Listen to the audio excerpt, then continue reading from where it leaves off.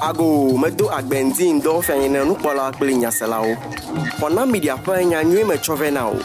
Kona media nya digital platform le YouTube wona hogbo wona abe bobobo agbaja kli mi apa de kono kli bukwao. Subscribe le Kona media e na follow mi apa digital platform so abe Facebook, Instagram, TikTok. Akpena mi.